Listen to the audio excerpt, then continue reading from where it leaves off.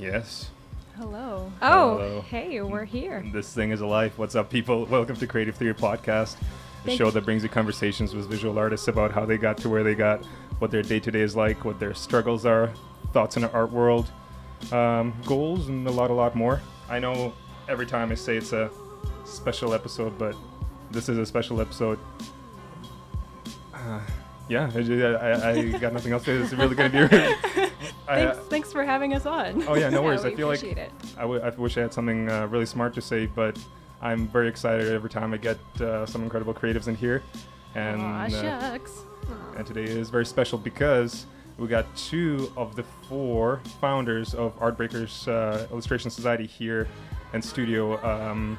Among them, Grammy McCormick, Tim Mack, and in studio we got Laura Bifano and Tessa Riecken. Yes. And Yay. if you're wondering what Artbreakers is, I mean, I'll give you a little sentence here, but we're going to get into it pretty deep. But Artbreakers Market is a showcase of individual professional artists where they sell their work, and the event is free to attend.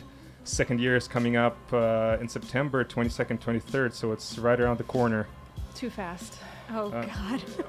All the artists who are attending are listening to this right now and freaking out. Us included. Yeah. and and me as well, actually. So if we're sounding nervous, it's because we're thinking about all the art we're gonna make right after this. All right, so let me do a little intro. So Tessa Riecken is a traditionally trained painter who currently works at Titmouse as a character designer, and she also does a lot of illustration during her free time. Yeah. And also this Artbreakers thing, and Just a little thing. because there's so much time. And So much time. and then Laura Bifano graduated from Alberta College of Art and Design in 2008, and she now splits her time between freelance, fine art, working on animated shows and feature films. That is accurate. Is that accurate? Yeah. Also, one thing I want to mention is that Laura has a art show coming up pretty soon at Kafka's. If you're in Vancouver, you got to check it out. It's September 13th, right? It's September 13th. It's called Alters, and she's been teasing out a lot on Instagram, and it's looking beautiful.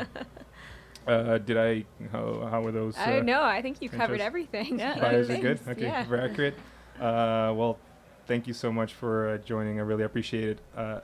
One thing I'll say is that we got 2 amazing artists in the studio, so I think what we'll have to do is split our time between talking about your practices and your personal pursuits within the art world. But I think what we should start with is just get into Artbreakers and break it down. I didn't mean to say that. Damn it.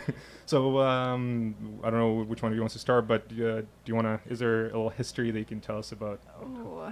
Do you want me to start, Laura? Yeah, sure. Okay. Well, I'll kind of explain my take on why we started Artbreakers, and then maybe you can fill in some blanks if I've missed any. Will do.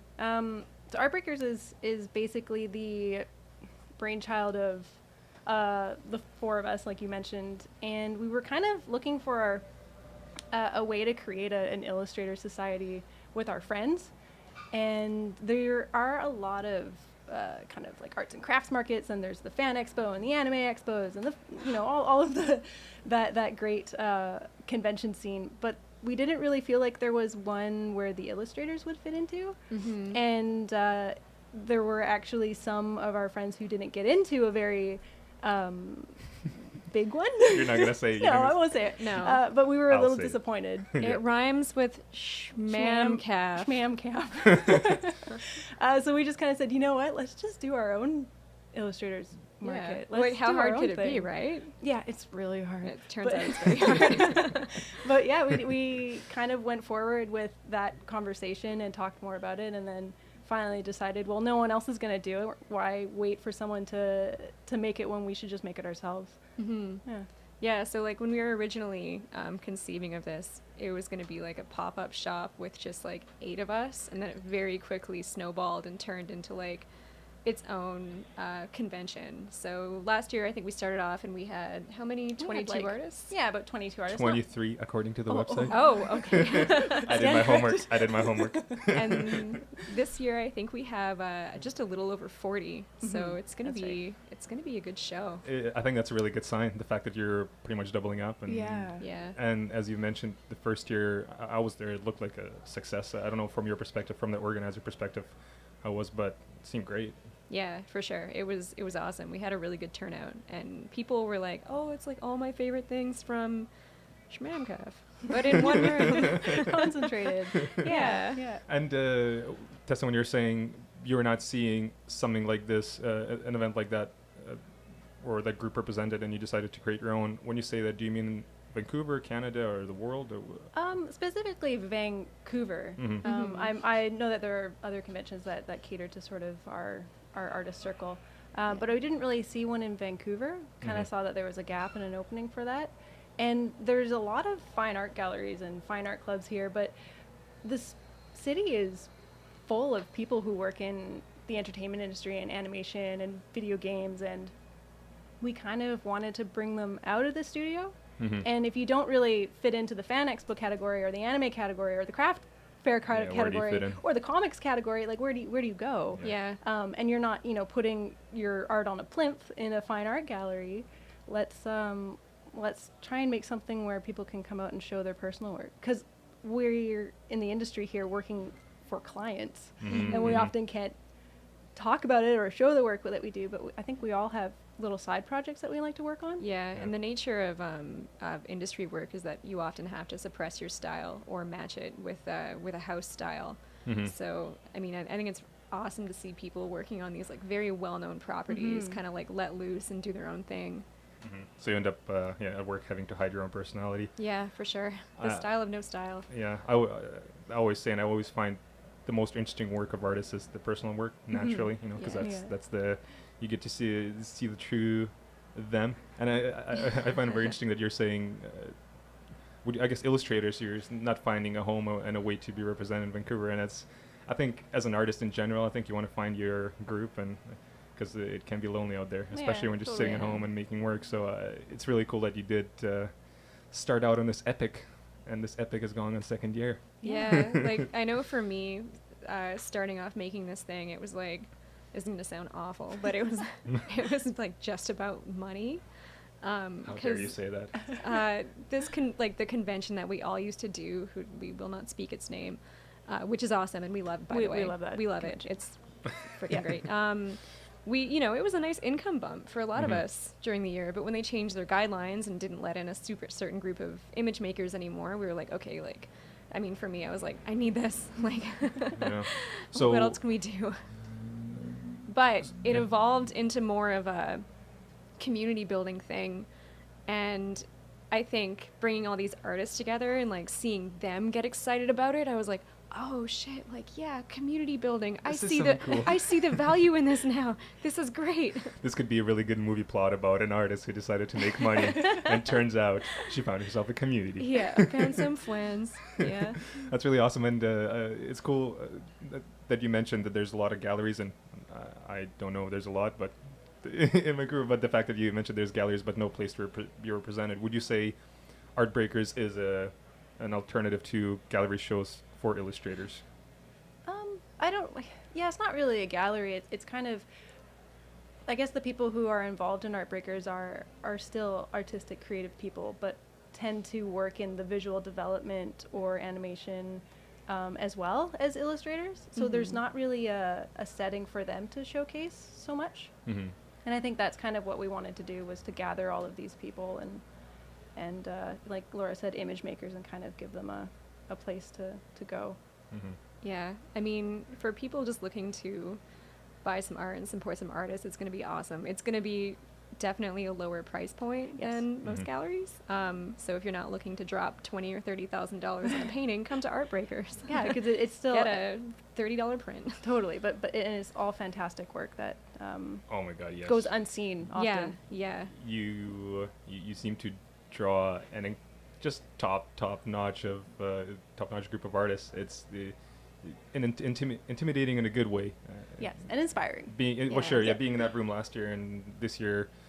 For those who are listening, if you want to check out the roster of artists, is just is it Artbreakers.ca? Artbreakers.ca. Yes. Nice, Canadian, go Yeah. Canada. So Go Canada. check it out. Check out the list of art. It's just awesome. I'm really excited for that, and I did want to ask you how you ended up curating or choosing the artists? Oh, it was so God, it's hard. so hard. That was the It was hardest so part. hard. We're gonna Yeah. cry. Oh, I mean, it kind of to reiterate how we started. It was our friends, Mhm. and we wanted to kind of do an honor system of last year. Like whoever had a really great time and enjoyed it and wanted to come back again, we're sort of grandfathered into this year. Yeah. And then we also did an open call for artists, and we got like a lot of applications Yeah. that we had to go through kind of ruthlessly, and it was really difficult. And Yeah, it was hard because there were people that we would have totally let in, but say maybe their style was like a little bit more similar to another artist that we had in. Hmm.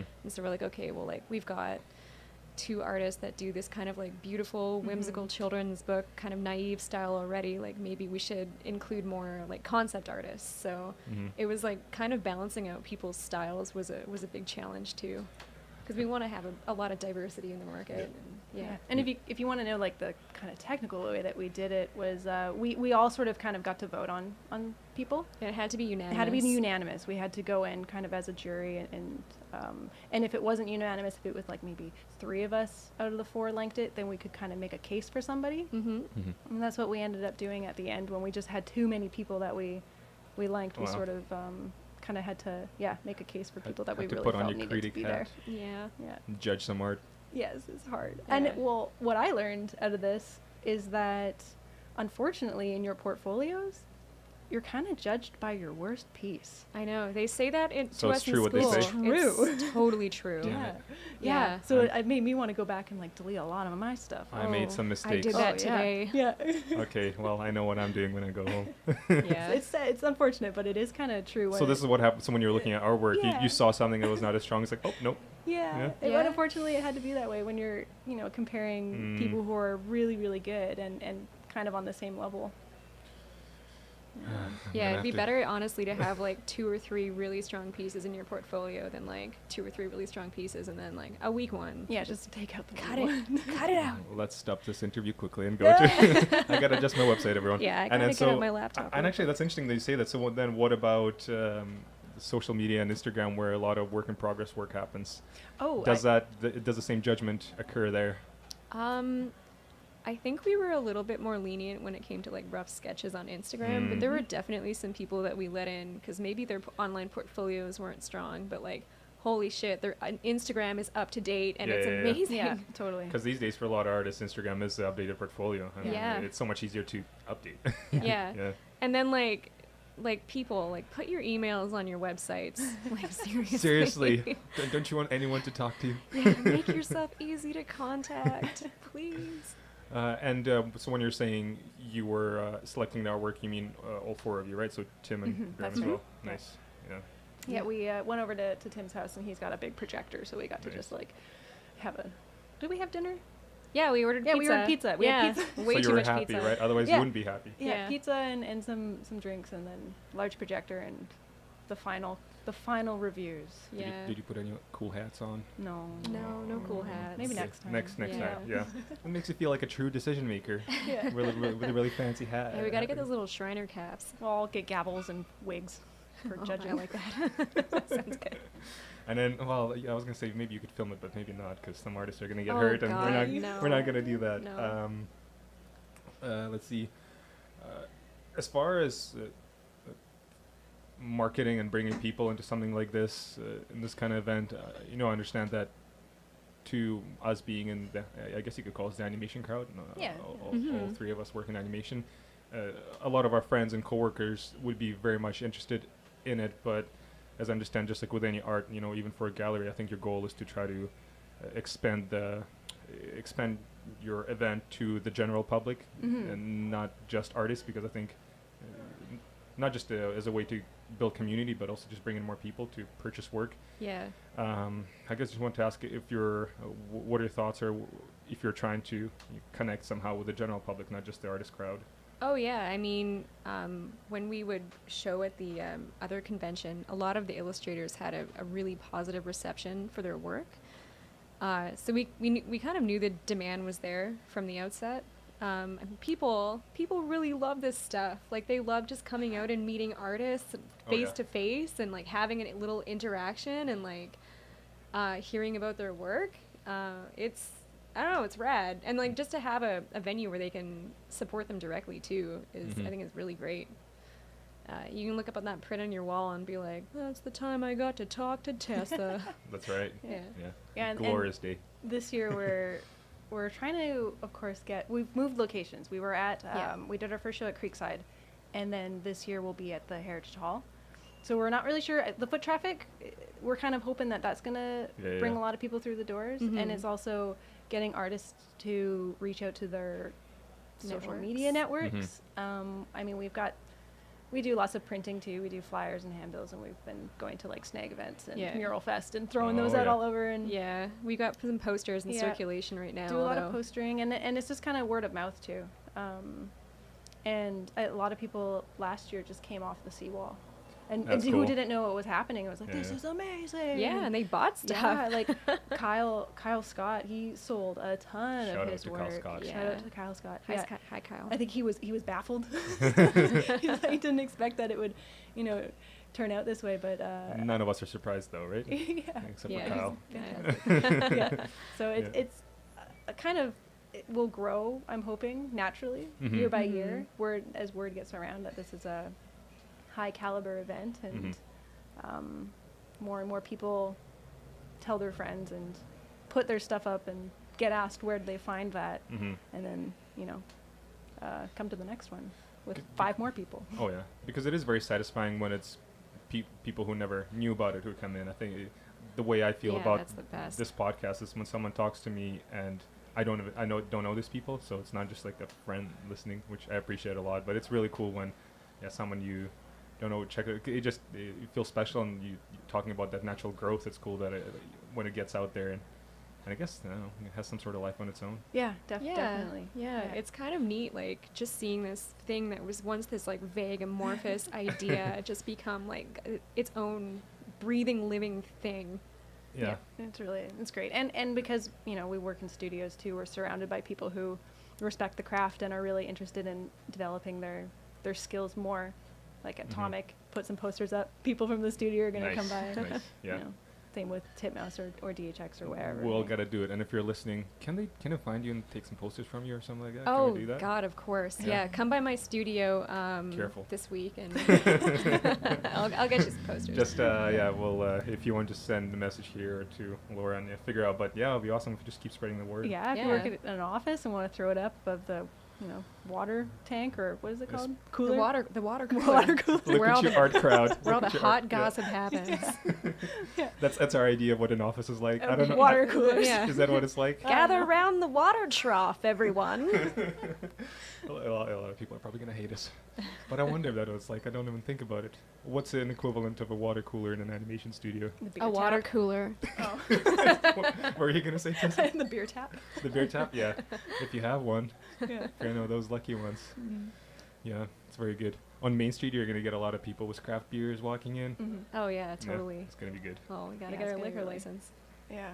Will you? So much to do. I don't know. No, I don't know. God, don't ask us about that. I think we talked about this, and we kind of decided against it because we don't want people putting down like beers on their posters or leaving rings on anything. Oh, people are going to be spilling beers all over the place. Yeah, God, well, we did talk about having an espresso machine come in too, but we're so tight on space. Yeah, it's just going to be packed with art, and we're kind of okay with that. That's how it's got to be. Yeah. And that's a beautiful location.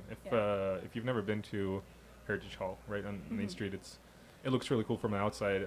It's funny enough, right now I'm designing a mural for a building around Main Street, and they're asking me to tie it to Main Street history.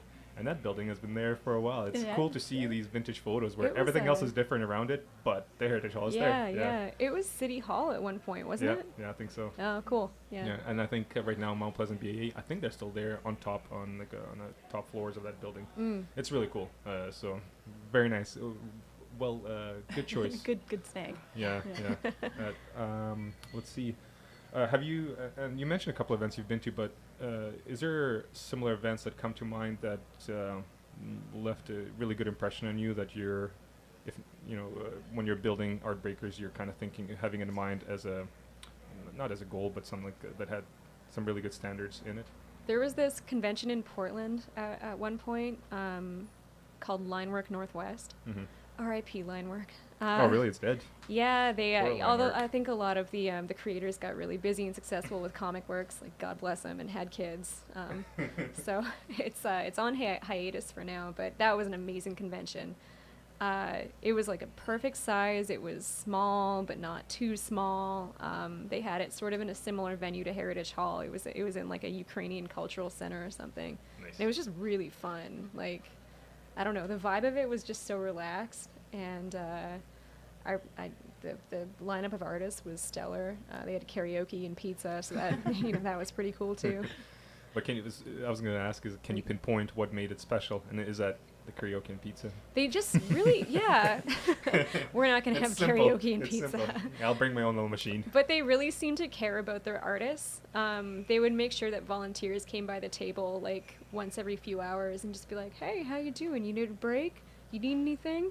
I love that. Vancap did that too. Yeah. So Said it. as an artist, they just really made you feel special. I think at one point, one of them actually brought me pizza. I don't know. I just had that's real, above and beyond. yeah, I have real fond Yeah, memories of that's that. great. Those are We're- great We're not. gophers. I'm sorry, Art Breakers artists. We're not going to bring you guys pizza. Oh, man. But we will have fantastic volunteers. We like will last have year. Yeah, Yeah. exactly. Okay, if you're listening, bring some pizza, please. Yeah. Make Laura's day. And You gotta do napkins. it. No greasy fingers. Bring me pizza. Yeah. And the day will be made. What about you, Tessa? VanCaf has been my favorite Yeah? convention for a long, long time. I haven't done too many. Mhm. I started sort of doing the Fan Expo anime circuit, and then got into VanCaf.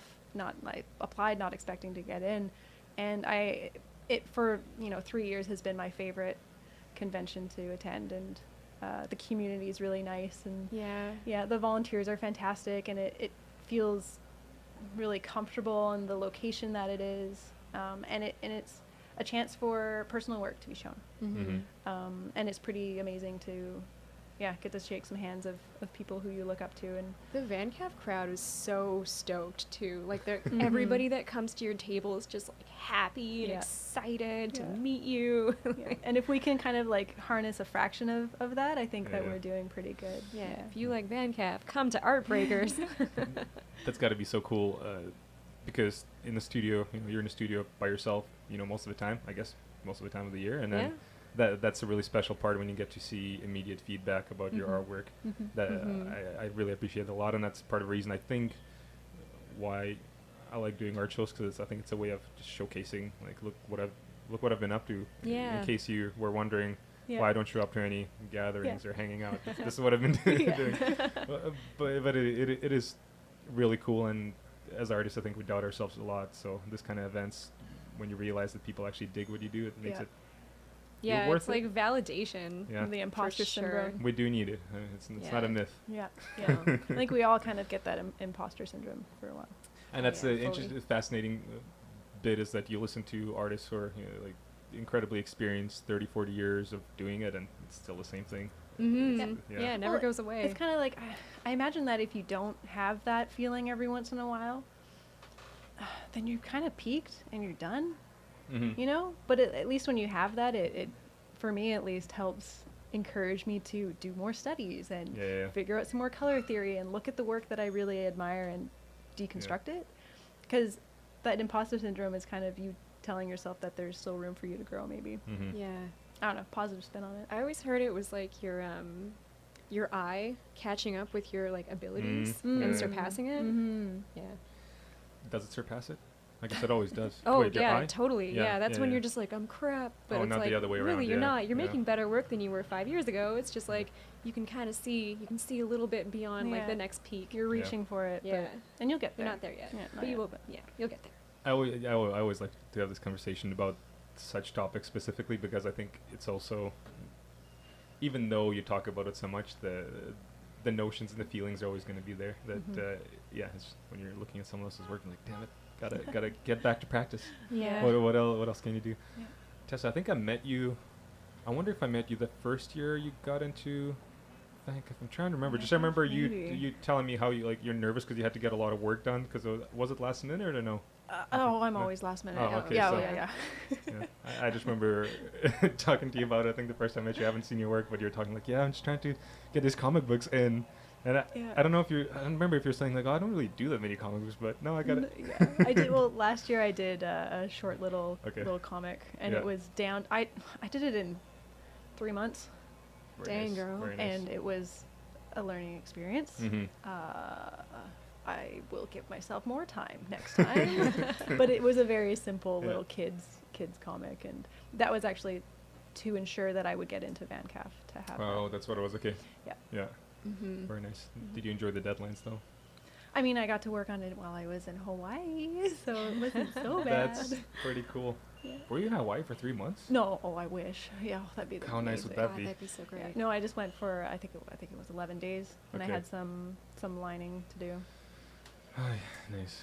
Yeah. Now I'm thinking about going to Hawaii and making art. Some people freelance and travel. Yeah. You know, But is it as easy as it sounds? I don't know. don't I think you know. have to be the right kind of The right kind of amazing. the right kind of amazing and the right kind of work ethic. Yeah. I really hope. Yeah, we can talk about that too. I would love that. Let's see. How do you see yourself building on top of Art Breakers, and do you have certain steps in place, or do you have a vision for how you want it to evolve? Well, I don't want to talk out of school too much, but I would like to maybe go somewhere bigger next year, maybe. Oh, I would too. I think we Yeah. both know the area we want to go. I think we both know the exact Yeah. spot we It's want to just- go. I do not know. We would love to try and get into the Roundhouse. Nice. Yeah. Yeah. And even if it's just that one back section and not Mhm. the gym, that would Yeah. kind of allow us to expand it a little bit again. Mm-hmm. But it's Why- a process of why there? getting location. Location. Yeah, you're next to the seawall. You're next to a SkyTrain easy station. transit. Yeah. Yeah. Great atmosphere. I don't know. I really like that building. I like it quite a Mhm. bit when the doors are open and there's some kind of event going on outside, and feels really nice. Have you been there in the summer for live drawing? I think they're doing, No. I think they're bringing in dancers. I actually have not. It was at lunch. Oh. I think dancers yet to model, and it was. I don't remember what kind of program it was part of, but I think for a couple of weeks, we just because we work not too far from Cambridge Bridge, we would just like take your Nice. car down, Yeah. do some live drawing, get back into it. I gotta do more live God, I haven't drawing. done any live drawing in 10 years. And you can probably tell. We should look at your work. Yeah. That's why I'm drawing mountains now, Kai. Smart. And do you see a possibility for more than once a year event for Art Breakers? We've been talking a lot about wanting to do something more with the community, whether it's like, well, Tim had a great idea about kind of doing a partnership with maybe the SPCA and doing some doggy portraits and Oh my doing God, like please. a pop-up shop where, you know, for one day you can come and bid on maybe some portraits of puppies, and then the proceeds would go to help finding a home for them, or That's really like cool. just smaller things would be fantastic. And but- can we have the puppies at the pop-up shop? That's how you draw most people. Yeah. come pet puppies. Exactly.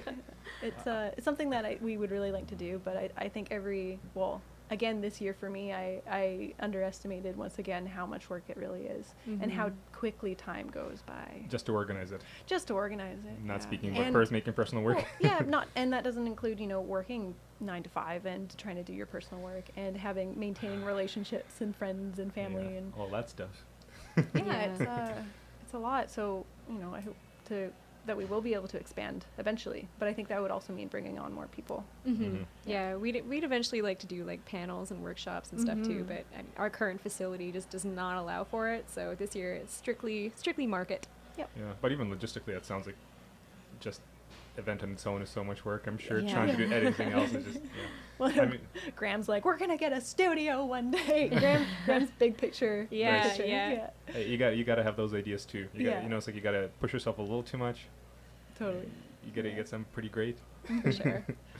Let's see. I should not say but as far I have if you're wondering why I'm doing this, but I have a pretty big list of questions. I can see think it from across the room. you covered Yeah. them. You covered them really well. Oh, good. You're thinking my thoughts. Yay. In the beginning, Lori mentioned that missing out on an event like that meant that you're losing out on some money in a year. Mm-hmm. Do you know many freelance or not illustrators and artists for whom this is doing this kind of conventions, is there a main way of making a living? Is it possible? I don't know many strictly convention artists. I know they exist. Just, I mean, in general, like an income bump of, I don't want to say how much, but a good chunk of change throughout the year, like that really, that can make a difference. It's not nothing. And plus, it was just an amazing, amazing venue for like showing your work to people, and like we were mentioning earlier, like getting that little bit of validation. You know what I mean? Like meeting like a really receptive, enthusiastic audience. So we were, for me at the beginning, that's kind of what I was hoping to recreate with Art Breakers. Not just for myself, but for many of our friends. But do you see it a possibility to? I guess all I'm asking is that do you know people who are making a living off of making their own art, basically? Oh, that's the dream, isn't it? Yeah, that is the dream. Make stuff, sell it, live. There you go. Yeah. Yeah, I think one of our artists coming up, Pam Wishbow, she is amazing. She's based out of Seattle. She does a lot of craft fairs, as far as I can tell, and basically lives on editorial work, commissions, and Etsy sales, and of course craft fair income. Yeah. Yeah, she's incredible. Pam's great. Go say hi to Pam. I don't think I met Pam, but I'm going to be one of those really excited, receptive audience members. Yeah, running up to Pam. I know for me personally, I don't make enough to live on with freelance stuff. I have some years, but usually I split my time between working at studios, and then I'll take a few months off and freelance. Right now I've been freelance for about a year and a half, and I'm going back to a studio in the fall. So. Oh, so you are going back. I'm going back. They got me. Is the dream ending? I was out. Can't run away too far. Yeah. But I find that although there's some studios that are not so fun, there's still the idea of going back to a studio doesn't have to be a negative one. I think there's really a lot of really cool ones where. Oh no. There's. Tessa, you tell us. I think this is kind of the industry that I'm in animation. I think it's probably one of the grooviest. The grooviest career paths, because it is contract work. Yeah. Some people really like that. Some people don't. Some people don't know what that is. And you get kind of chunks of work for a year or two if you're lucky, and then very rarely does it work out that you can slide into the next one right away. Yeah. But that little break is really nice. You get some vacation. Yeah, you get some vacation time, or pick up some freelance, or work on your own projects. Yeah, I like it quite a bit.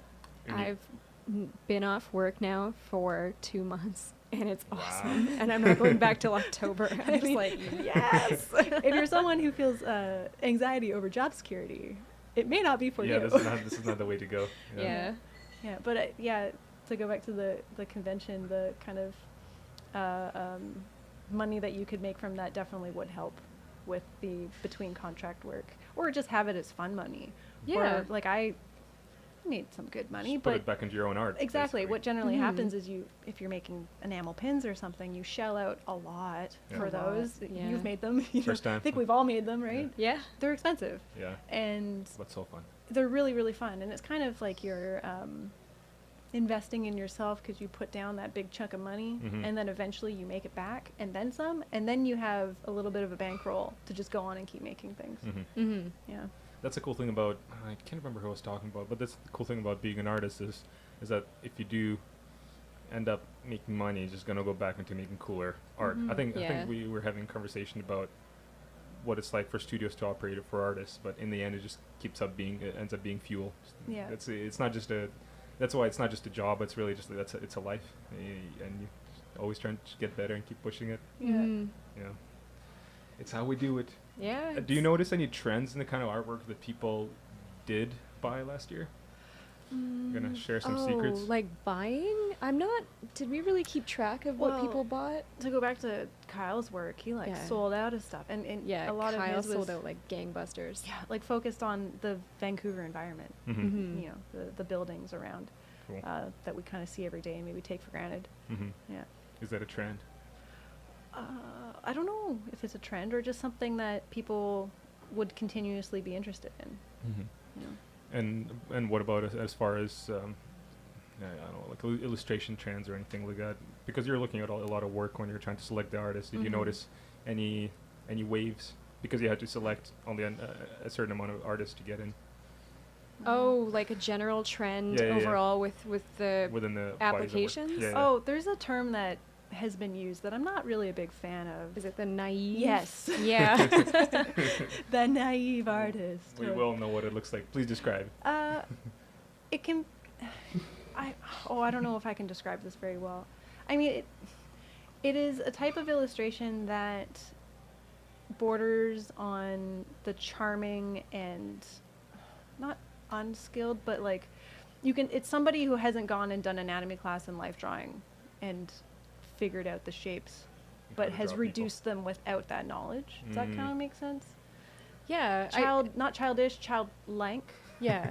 But with aesthetics of a pro artist. I Yes. would disagree Yes. with you there. I think that the people who can pull off that naive Yeah. style Yeah. well do have that like background knowledge Yes. of anatomy, It would help. and can reduce it in like a really charming, Yeah. interesting way. But yeah, I mean, we definitely saw some people who do that style who didn't have that knowledge, and I mean, you can tell. Okay. Yeah. Yeah. Like yeah, it's a hard style to describe. And Yeah. You and did it's it. not. It's not. There's nothing wrong with it. I No, it's enjoy some great. of it a lot, actually. But we did get a lot of it, and then that was something we had to keep in mind with curating the market. It was like, okay, like, I mean, it's going to be a little bit heavy, leaning towards this, skewing towards this style, and maybe we don't want that. Or to at least limit it, like so we don't have 6 people who do similar. Yeah, work. have like 3. Yeah. Too bad for all you artists who just want to make naive work. But it's interesting you mentioned it because if you look at magazines or just online these days, you see a lot of it. It's Yeah.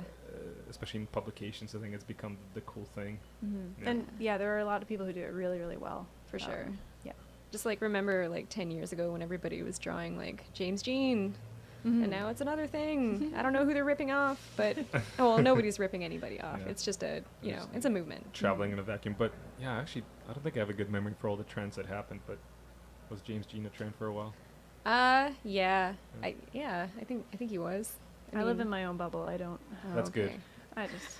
Yeah. I definitely absorb it. I just don't remember absorbing it all. Oh, I look at a lot of art. I feel mean to say that people drew like him, but I mean, I guess a lot of people did. But it's kind of cool seeing those artists now, 10 years later, because it was a lot of people graduating from different schools at the same time and sort of drawing in a similar way. And now all those artists have like just totally unique, amazing voices and have really moved away from that. Yeah. You Yeah. take it on and make it your own. Just takes time, right? Yeah, for sure. There I mean, is we all do it. Oh, sorry. There is another style that I just kind of remembered. Not so much in regards to people who applied at Art Breakers, but I think it's been called the Cal Arts style. Oh, Do you guys know what I'm talking about? No, Yeah. I don't know if I do. Or like the Disney style. Like Okay. there's 2 versions. The Cal Arts one, I think people refer to it kind of being like the Steven Universe or the Gumball or like the very kind of squat reduced characters. The first thing when you look up ColArts, it's ColArts style. Is Let's it? find out. Follow along with us as we venture down this. Okay, I see what Oh, you mean. Yeah. Look it up, people. ColArts Yeah, style. and Gravity Falls. It's that sort of. Mhm. Star. What's her name? Star. Oh, and Star versus the Forces Star of versus Evil. the Force of Evil. They all have very similar Wow. kind of bubbly looks to them, Mhm. and I like that style. Little quite a bit. bean-shaped heads. Yeah, Uh, it's cute. Yeah, and then there was sort of another style that is a little, I don't know, Did you say Disney artist. Yeah, like a Disney style or kind of a very soft, rough sketch style. I find that a Mhm. lot of people, like Charlie Harper's influence is huge now too. You kind of see echoes of that through a lot of people's stuff, which is understandable because Charlie Harper's the fucking best. That's what I was gonna say. As long as the influences are good, it's Oh, all yeah. good. All of you guys, yeah. If you're looking at the right people, you say Charlie Harper. Yeah. If you're all looking at the right artists or just a good where it's technically sound along with everything else and style on top of it. Yeah. I've noticed. I don't know if you know Alberto Miogo. I think that's how No, I you haven't say heard it. of But I've noticed that his style's kind of reverberating throughout other. But it's cool. I think certain looks are adaptable, or you can kind of hide it and use it as part of it rather than just a copy. But that's been really Yeah. cool. Yeah. And I'll say, I mean, if a lot of people study sergeant, but I mean that only makes you better. Well, You should be try to be as good as sergeant always. I mean, what is style other than sort of a collection of all the things that we like, right? Mhm. Oh yeah. Yeah. You kind of like sometimes you'll come across something and then incorporate Okay. it and chew it up and ruminate it and spit it Yeah. out, and hopefully Yeah. it comes out someone different. Yeah. Yeah. That's why you gotta like a lot of different things. I think as far not advice, but the way of being an artist, I think you just Mhm. gotta look at a lot of things, not just one. Mhm. I briefly taught art, and I remember seeing so many kids just drawing anime, and it's just try to get them out of that bubble because Yeah. it's a Let them draw anime. no. I shall Let not. them draw it. My friends at work recently sent out an article about the salaries of anime artists, and it's just Oh yeah. Mhm. Scary. I saw that. and also I mean, just the thing about anime is if you're in North America, I don't know where you're gonna go with that, but Yeah. I was heavily influenced by the anime. okay, I should not hate, right? No hate on the anime. Love the anime. But you're like a good example of like somebody who's taken a thing and sort of like made it their own, because I look at your stuff and I don't see anime, I just see Tessa. It's definitely influenced by anime. I have Yeah. old portfolios from middle school and high school where it's just me drawing Dragon Ball Z and different OCs of mine. Also, I'm probably ignorant towards it. I know there's a lot of really good, really beautifully crafted animes. Just there's also a lot of pop. Well, yeah. Well, it kind of Art. goes back to how do we create our own style, and there's a difference between mimicking and copying a style that's already in existence and taking it, learning what you like about it, and then reinterpreting it and letting it come out in your designs. Mm-hmm. And I think there's a huge difference there. And as a young artist, you start sort of by mimicking Oh, yeah. often, right? And by copying and that. that's fine, I and- think. Yeah. yeah, and that really helps. Like, if you want to try and develop your line work, like anime and manga are fantastic for Mhm. looking at how that's done. But then to still take that and kind of move forward, if you're getting serious about art, then to try and apply that to your own ideas and your own styles. Yeah. Learn your fundamentals, kids. Yeah. And draw anime if you want to. Anatomy, perspective, shading. But those fundamentals also never end. You can never Yeah, get as no. good. Oh So yeah. probably no. go back to the drawing board right now. Let's get back to this art breakers for a bit. Oh, before- okay. No, Okay. this We- is. you I love- digressed. No, I like how it goes. That's a goal. Talk about everything. I wanted to ask if ever since starting Art Breakers, you've had to think a lot about business of art.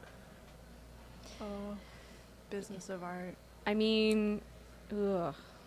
It's the yucky side of art. Yeah, But you need it. I You guess need I it. guess for me, just all the promotion stuff that we've had to do with Art Breakers has been like really valuable for my own practice, because it kind of makes you realize like the amount of stuff you need to put out every day to make it stick and make people see it. Mm-hmm. So right now, for promoting my own show, Alters, happening on September 13th at Kafka's on Main Street. That's right. That's right. Good plug. Yeah. Thanks. Well, where was I? Anyway, yeah, I've sort of applied some of our promotion practices that we've been doing for Art Breakers, like to my own stuff, and I think it's been working so far. Yeah.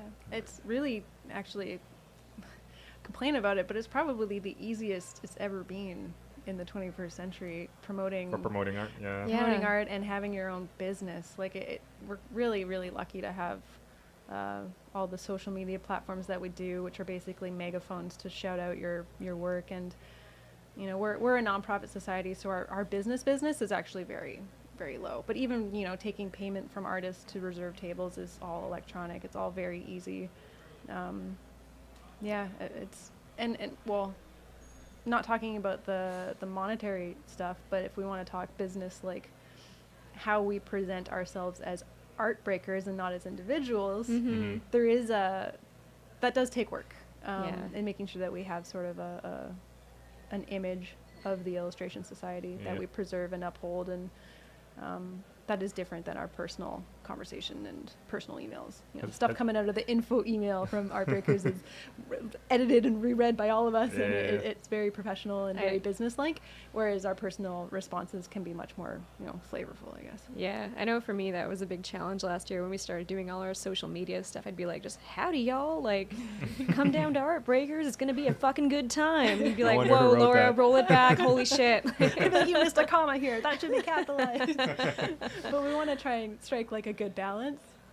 with the business. We don't want to be like a standoffish business that feels really cold, but Yeah. kind of find a middle ground of being welcoming and warm at the same time. Yeah. And Makes also, it- like... oh, sorry, God, I cut you So- off. oh, No, keep going. Also, yeah, I don't really see it as a business so much. But there is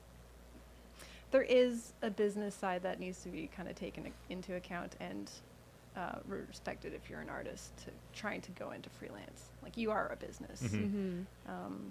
And I think that it would have been really beneficial when I was going through school to maybe get a little bit more of that business Oh, class. for everyone, Yeah, for everyone. right? Yeah. Yeah.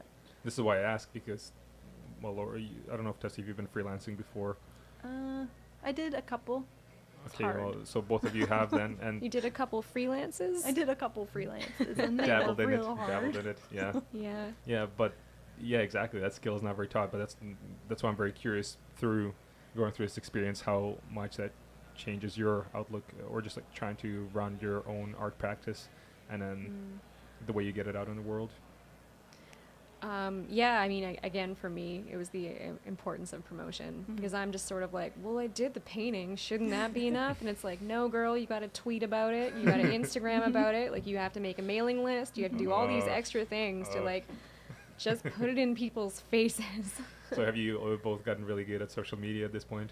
Yeah. We're mediocre. We're okay. I fluctuate Humble. between like promoting myself and trying to be professional and shouting about like car alarms going off on the ferry. You know, it's a mixture of a place to vent and a place to promote. Isn't that the advice though? You got to show your character, the person too. Yeah. Yeah. Yeah.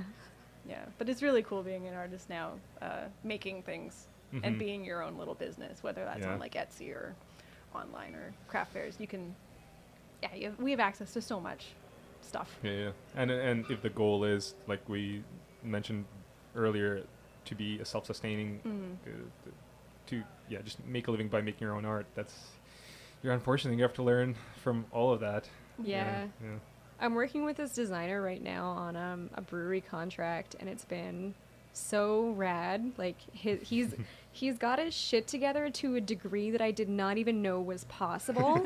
And it's just like opened my eyes up so much to like how it could be, how I could be. So yeah, I'm absolutely ripping off all his contracts. And Can you share any tips? Oh, like, okay. So when we were bidding for this contract, I guess, the brewery, they were interviewing 3 other people, design firms, and my colleague Alan, designed by creatures.com, he's great. He put together this case studies document that was like so tight and perfect that it actually just won them over. They were like, oh wow, like, you guys, you're smaller. You didn't bid low, but you didn't bid high, but we're going to give you this job because you really put the work in. And that was all him. Like, yeah, I want to be that way. Yeah. He made it look like you know what you're doing, and you Yeah. probably are, but it's Totally. good to do that even if you don't know what you're doing. Yeah. And is there any tips or tricks you could share from that you learned from creating Art Breakers? Any big learning lessons along the way, apart from that one about being a organization rather than a couple people sending out messages? Things that I've learned about business from Art Breakers. Or just about anything. Stay like organized. anything, yeah? Stay organized. Just stay organized if you can. Sounds so easy. I know, but like, stay organized and be nice to people. Yeah, definitely be nice to people. Yeah.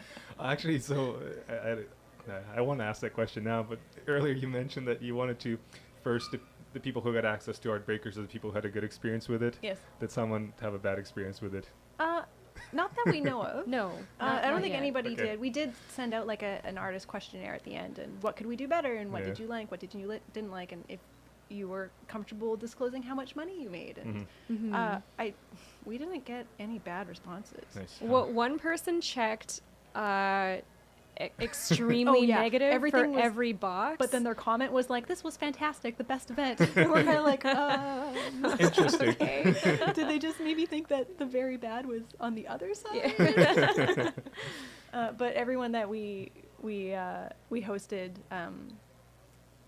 I believe, correct me if I'm wrong, Laura, did wish to come back, Mm-hmm. but whether or not it worked with their schedule was the reason why they didn't. So. Yeah. I was looking for some drama. I got No, none. sorry. No drama. Drama free zone. Drama Sorry, free. man. Well done. So I'm very honored because I passed the test of the 4 people with hats.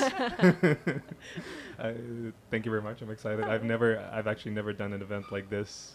So what should I know, or what kind of preparation should be done? Okay. Tabling 101. Let's do it. Let's Hey. do this. Hey, help me and everyone else, please. Bring change. Bring Okay. change. Okay, Visit got it. Eddie's hang-up display. Fizz up Eddie's hang. Yes. Yeah. Hang up displays. Get some risers. Get some stands. Eddie's hang up. Oh yeah, I'll listen to this it's on later.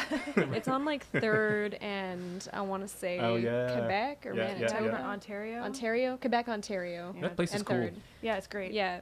Yeah. So yeah, build your display up like vertically if you can to catch people's eye. What else? Have a bunch of different price points. Yes. I usually like to go between $5 and $45 and have price points varying in between there. Because like you can make a lot of money off selling a bunch of $5 things. Yeah. God, what else? I mean, treat your work with respect so that other people do too. Yeah. Oh, and Yeah. stand up. Stand Yes. up at your table. Smile. Don't slouch. Smile. Be nice to people. Be interested yeah, in meet your- everybody you meet. meet your neighbors. I always introduce myself Oh, to yeah. whoever I'm sitting beside. Yeah. Because you're kind of, well, I've done Fan Expo, and Yeah. I did LA's Anime Expo Mhm. 2 years ago now. And that was like the trenches. You're there for 4 days. Wow. You better Oh, make wow. friends because you're in this together. You're gonna be Yeah. tired. Yeah, so, yeah. That was pretty overwhelming. Very professional. I Kind can of. tell you've done it before. Yeah, Yeah. that's very cool. Just Oh, like, yeah, this this year- and this and this and this. I'm really excited. You guys, I ordered a fanny pack. Nice. Oh, I saw Oh. it. You sent me the link. It Oh, looks- it's leather and Oh, it looks blue good. and real nice. I'm gonna keep Mhm. all my money in it. Ugh. So cool. Yeah. I need one. Oh, and one more thing. Bring a tablecloth. Yeah, Oh, bring yeah, a make it tablecloth. nice, make it yeah, nice and make pretty. it good. Yeah. Yeah. Yeah. Can you make your own? Make your own tablecloth. Yeah, why not, Mhm. man? Paint Hell it up. yeah. I usually go to Dresso for fabrics. I was thinking of being even more fancy this year and ordering something off Spoon Flower. Oh. We'll see though. So much to think about. And how much time do we have left? We got like a month. What are we? Oh, A little no. bit. What was it? It's like under a month. 3 weeks 3 weeks. and 5 days or change. something. Yeah. We have a countdown on our website, and every time I scroll the bottom of it, I get sweaty because it's counting down by the second, and I have so much work to do. immediately start nervous farting. I'm so behind on everything. Oh my gosh. My next question was, how are you preparing? Personal work. Hurriedly. Yeah. I have some stuff out in the nebulous that's being built and will be shipped to me, but I've set lofty goals and never meet them for myself when it Yeah. comes to creating content and art for these types of events. I'm the person who at like 1 a.m. in the morning of am trying to freehand cut my prints because I didn't organize myself. Do you guys like? I have a bit of a theory, and like, correct me if I'm wrong, but do you guys get like a weird, like, sick rush off of like just doing everything at the last minute? A sick rush, like in a good feeling. Yeah, Yeah. like it's like horrible, and you're just like, why do I do this much to Yeah. myself every time? Yeah. But then when you get it all done, it feels so good. You're like, ugh. Yeah. And I'm wondering Cheated if it again. I like sometimes just self-sabotage and do it on purpose a little bit, just so like, Yeah, I think yeah, doing all the things in 2 days. It's just the adrenaline rush that you get from Yeah. trying to organize your shit. You're just getting too cocky. You're like, that's how good I am. Every time, every convention, every show that Yeah. I've ever done, I'm always like, all right, next year, I'm going to have my stuff done a month in advance. I'm going to have it all No. pre-ordered. I'm going to have it packaged and ready to go. Doesn't happen. Never happens. happens. Never happens. Some people probably do. Wish I could be them. But, yeah, sitting on the floor the night of, trying to cut things to the right Yeah. shape and size. I'm fine. gonna humble brag. Oh, are you one of those guys that No. has all their stuff No, I think for Just shut up Art right Breaker. I think for Heartbreaker is going to be pretty tight, but for the art show, I think it managed to be somewhat okay. But it's Nice. but there and see, I'm curious to ask about that. Is that for the art show, I knew that the space was limited, so Yeah. at least I knew how many paint. Well, I kind of assumed how many paintings I needed to stop at. Yeah. So that kind of helped because for Art Breakers, are you going to have 20 prints? Or are you going to have 5? Oh. You know, 20 what's- is a lot. 20 is yeah. a So lot. that, but it's just a, and so well, what is a good amount, or what's? Oh man, I don't know if like there is. I saw Raphael Miani did a table one year, and I think he only had like maybe 4 or 5 prints, and his table looked so good. Mhm.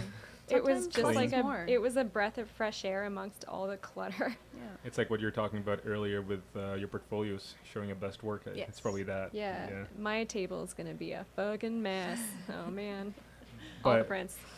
but I wanted to find out because are you gonna have some of your prints from the art show? Yeah, definitely. So you're I'm doing it smart. I'm sort of Yeah. like doing I'm printing off a little bit every day for altars, which I haven't done by a month. So I was ahead of the curve on that. See that you should That's humble great. brag too instead of Yeah. hating on me. Yeah, you're right. I'm sorry. Look at you. Yeah. Yeah, I'm one of you.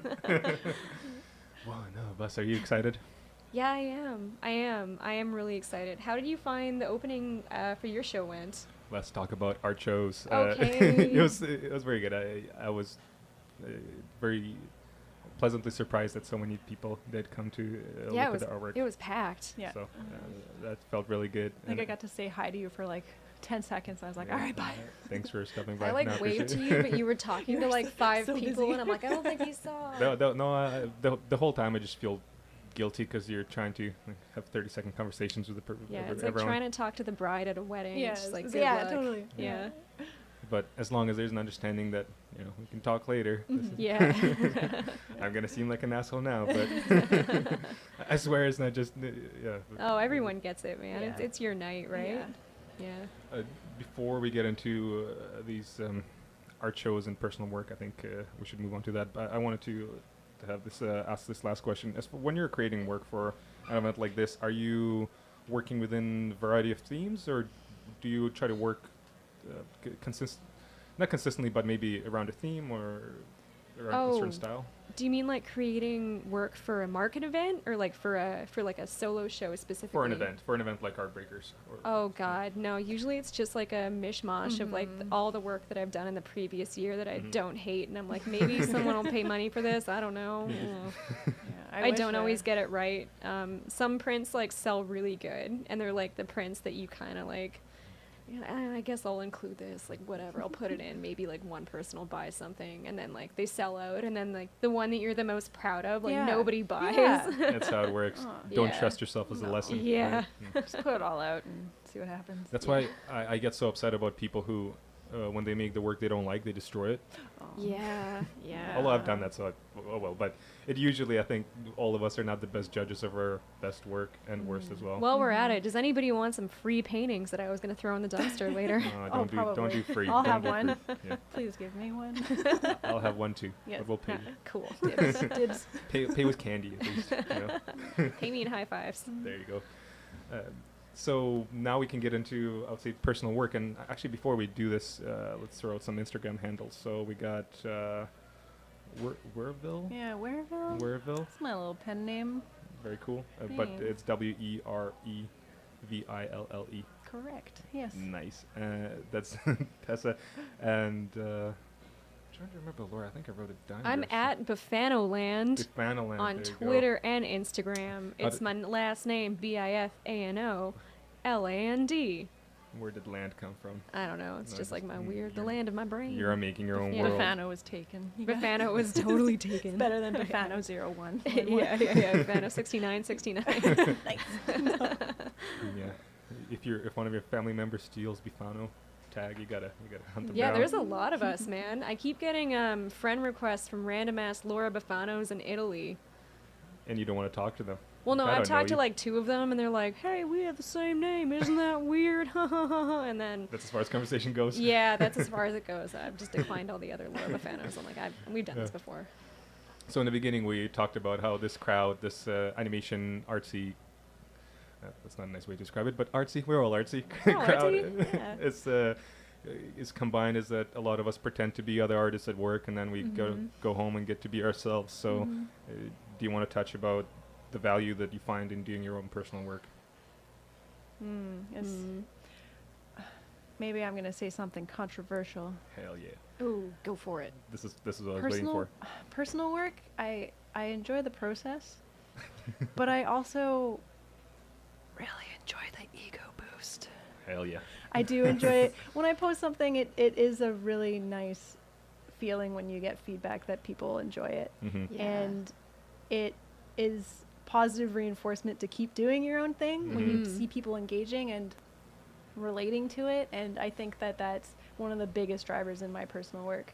Even if it's just doodling little dogs and people really like it, then They're very cool. I'm going to draw more doggies. Yeah. And that's great because I like them and they like them. Makes and us all happy. It's a win-win.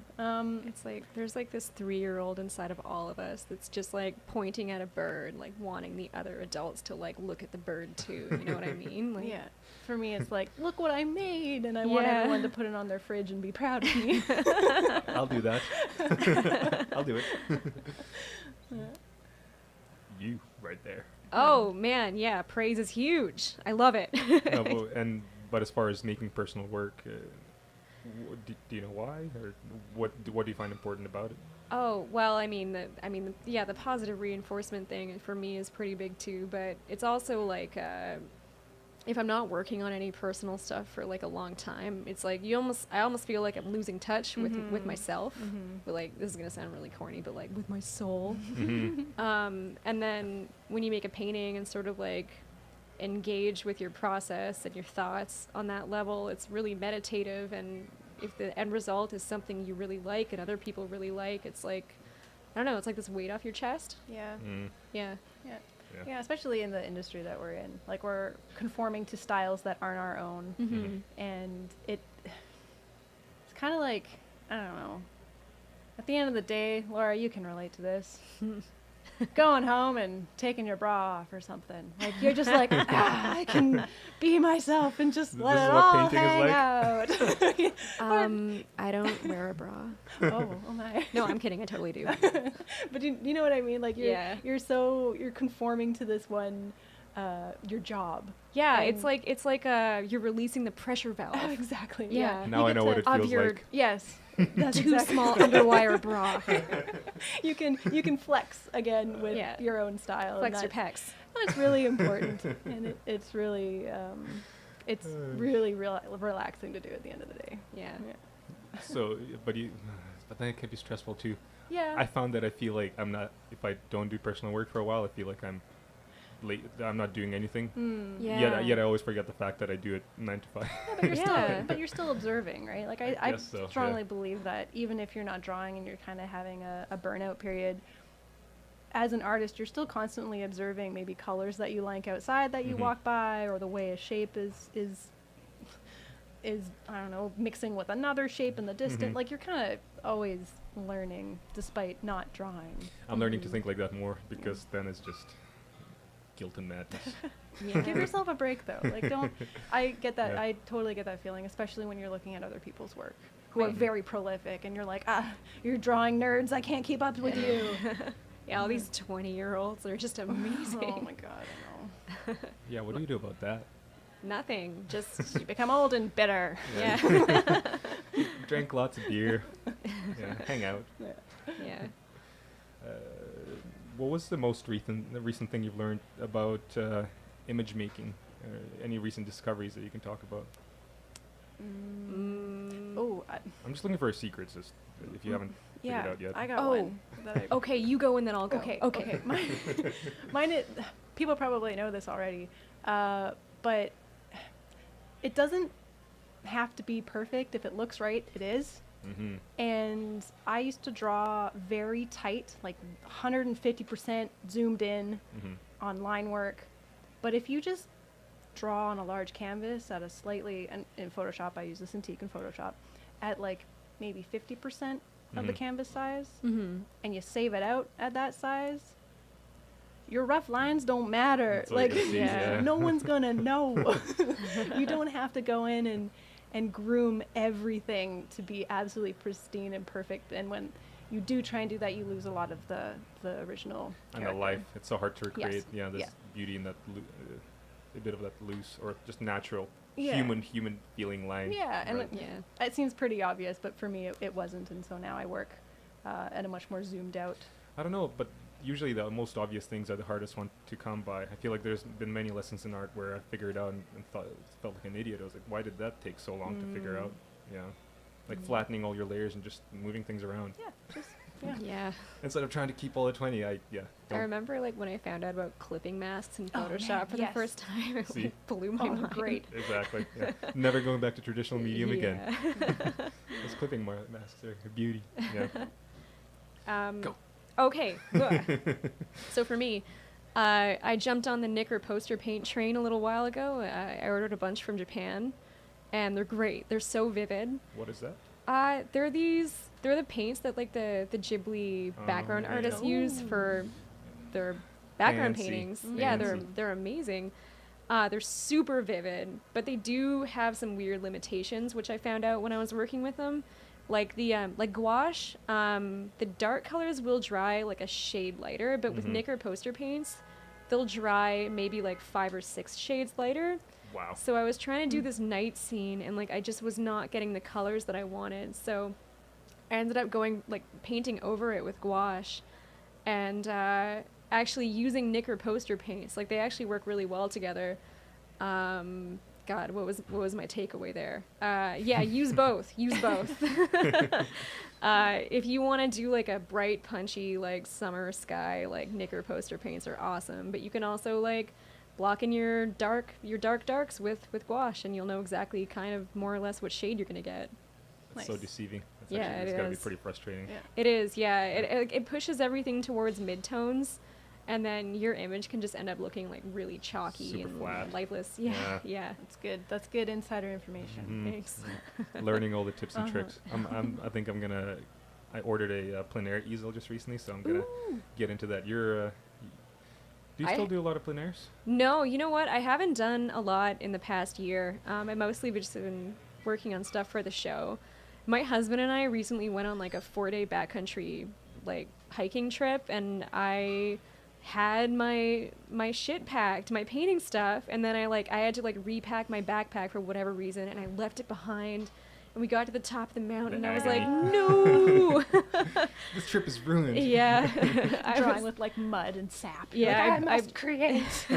I borrowed like a ballpoint pen and like some bond paper. I think I did one drawing, but I was just sort of like, okay, you know what? This is cool. I'm just going to be Yeah. present, and I'm just going to use my eyes and just soak it in, because it's all like inspiration for later. Take advice from Tessa. Yeah. The okay was just looking. Yeah, totally. Yeah, but I'm really looking forward to that. Actually, I think before I even met you, I saw your work at Hot Artwood City. Oh yeah, You the did an plein art air show. Yeah. That was really cool. The That's how I Quick and found out- Dirty show yeah. with Mike West. That was fun. Quick and Dirty. That was the That name was of the name? show. Okay. Yeah. Yeah. Because it did not look quick and dirty. It was very, very nice work there. I think Mike named the show, and it was like it was appropriate for him because he does a lot of like these really quick gouache studies of like hot ladies. But for me, like I sit down and I'll like just like do a little plein air study in like an hour. So yeah, it was funny. I don't know. It was like a mixture of like hot girl paintings and like landscapes, Hot landscapes. hot landscapes, Yeah. wet city. Yeah. There you go. It all fit in. Missing that place. Tessa, you talked about doing an SPCA Yeah. combo team up. Before we got into the studio, we talked a little bit about making a difference with your art. Yeah. Yeah. Do you think we can do that? I think so. I mean, this is almost like a topic that could go on its own episode Mhm. if you Oh, really yeah. want to get into it. Lately, I've been struggling with what am I doing with my life? What am I? Like all of us. Yeah, Preach like it, I, sister. I Yeah. am very grateful for my job. I work at a wonderful studio I'm on a DreamWorks production. Like it's awesome. Mm-hmm. But at the end of the day, when BC is on fire, like what am I contributing to society here? Yeah, yeah. And I'm lucky that the show I do work on does have some very positive and Lessons. affirming Mhm. lessons in its storytelling. But making a difference is something that I want to do more with my personal art. Mhm. And maybe it's, teaming up with the SPCA and doing some art for donation, or maybe, well, what I would eventually like to do is create more content that more people can relate to, that isn't just from the male gaze that we have. And I think that right now that is a perfect time for it to kind of shift and to have more diverse stories and more diverse characters. And we're already seeing that in a lot of cartoons. So that's sort of how I want to implement some change and leave some good behind in the world, is getting more on board with those types of projects. Yeah. And if I can't, then I'll just make my own. Yeah. So you're saying when you're talking about making those changes, like you're talking about from the male gaze, that's just saying within the industry? Yeah, within the industry, having a little bit more of, more women in the writing room, or more diversity behind, not just as characters, but in the writing departments, and having different forms of stories being told from other perspectives. Yeah. Because, I mean, it's really important to be able to recognize yourself in our media for a lot of kids, right? And if you don't see yourself there, then what does that say? And there are a lot of great articles right now, actually, that I've read in regards to a lot of LGBTQA plus and their representation, and how it is, the shift is slowly happening, and we do need more of it. Because and I'm going to misquote Rebecca Sugar, but essentially they kind of said, if children aren't able to see themselves in the media that we're creating, or it's deemed inappropriate to show, then what does that message send to the kid who's living in the world? Like, does that mean that they don't belong here? So I don't know. That's kind of, I guess that's maybe my passion project area that I I really want to get. I get really excited talking about, and want to do maybe a couple comics, or pitch some ideas for more shows or content that caters to that area. I feel like in that case the challenge is, how do you know to represent everyone? Because you can represent from your own perspective, and from it just, I guess the goal is that hopefully that everyone gets a voice. Right? Yeah, everyone gets a voice, or being more conscious of the teams that you're creating, and consciously including people who can give a different perspective than one that I think we've lived with for a very long time. Oh, totally. But like you said, it's really good to see the change. I'm reading, finally catching on reading Creativity Inc. by Ed Catmull, the guy who started Pixar. But it was cool to see, there's a photo in the book, and I think it's, I don't know if I'm going to get it right, it was early 2000s, and it's a photo of Pixar producers, and the room was half women, half men. And I was like, that's pretty cool. That's awesome. But then on the other hand, this is a conversation I had with other artists, is that, but then you look at the directors, and they're all it's men. all guys. So gotta change it. Yeah. One day I'll be a director, and I'll get to say what's what, and I don't know. Hell yeah. I don't know. I don't know why you use that voice. That's how all directors But talk. even that latest Pixar short, right? That was a female director. I think Canadian, right? Yeah. Bao. That was a cool one. So yeah. Yeah, that's great. All right. Big questions. This Deep is like questions. a weird aside, but I remember reading I was listening to this interview with Tina Fey, and she was talking about working as a writer on SNL, and the writer room was vastly male, and they were pitching this skit for Kotex Classic, which is like these big ass maxi pads. So it's like these women walking around with these bulges in their pants and the Kotex pads, and they're pitching it, and the guys are like, I don't know, like are we gonna like see them? Like, won't we see the blood? And she like realized that they literally didn't know how maxi pads worked. And because there was like all men, like they were missing out on this opportunity for like a really cool skit. And that's the importance of having like diversity in the writer's room, is women who know how pads work. Sorry, I lost the point there. No, I think we're talking about representation and just having, like just different perspectives. Yeah. I think, I think there's like a funny thing at work about an artist designing a kitchen too manly or something. Yeah. So you need it all. Just need different ideas, especially when we're talking about being creative, right? It's just if the goal is just to make something special, unique, well, you want to do something that hasn't been done this whole time. So making an impact, making a difference. What else can we do? Can you? The thing about fire. Sorry, actually now I just remembered that Tessa was saying, is like, what can you like, what are you gonna if something bad happens? How many jobs in the world are now useless? That's us. Like, how can I fight fires with my Cintiq? With drawings, you draw water.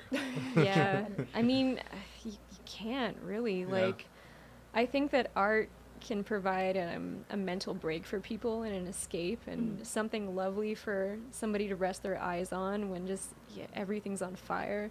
I think that's our role as artists in a lot of ways, is like we're we bring a little bit of beauty into the world, hopefully, and we make it a little bit of a brighter place. Like, that's why I love the Vancouver Mural Fest, because they're literally transforming the face of the city. I mean, we can't really do much about the fires, but at least we can make things a little prettier. Yeah, we can make things a bit prettier, and I think we can also, through art, create a focus on areas that really mean a lot to us. That's really the power of like, using storytelling. As an individual, you can kind of, bring things into focus that you want to speak on and change or talk about, or even just create something that. I made this silly little doggy comic called Therapy Dog, and it's this running kind of thing that I will go to if I can't think of anything else, and it's kind of like my own little cheerleading pep talk about like, it's okay if people don't like you, or like, good work today, I know you worked hard. and I had a lot of positive response from that. So I think even making small things that make people feel okay, or take away some of the anxiety, spread the love of the daily life. I think that I hope that does make a difference for a few people, maybe. And that's great, because it's having giant grandiose plans about changing the world is not always very realistic, but if everyone does something good, I guess it's super cliche, but it's so true. Just do your little part if you can. Clean up your little corner of the world. Recycle. Save some puppies. Save some puppies. That's what lately I've been trying to, I don't know about yourself, working in the design concept art industry, is that I find it challenging to go home and do more design. Oh yeah. And so definitely. My goal lately has been is to try to line that up with some sort of cause or something that I care about, to trick myself into doing more design work, because I like it a lot. I don't know, I still haven't figured out in myself what it is, why it's been harder to do it at home, but maybe just doing it all day too. It's like I struggle with the technology that we use. Like, it's great, it's fantastic, it allows me to Control Z away all my problems, and I'm learning much faster. But at the same time, you go into work and you spend 8 to 9 hours working for a client, and your eyes are burning and itchy, and then you go home and like looking at your own Cintiq and computer, it's kind of like, nah, I think I'm done. I think I'm done at 9 hours. Totally. Yeah. How's it been building up your body of work for the art show? September 13th, Kafka Main Street. That's been cool, actually. Like, it is a break from the screen. I do all my stuff traditionally, so there's like, you can get into this nice zone and flow state, and there's just this meditative quality to like filling in all these tiny triangles. You seem like quite a perfectionist, though. I just am. seeing photos of your work, it's very interesting, the process that you choose, because I sense that in you.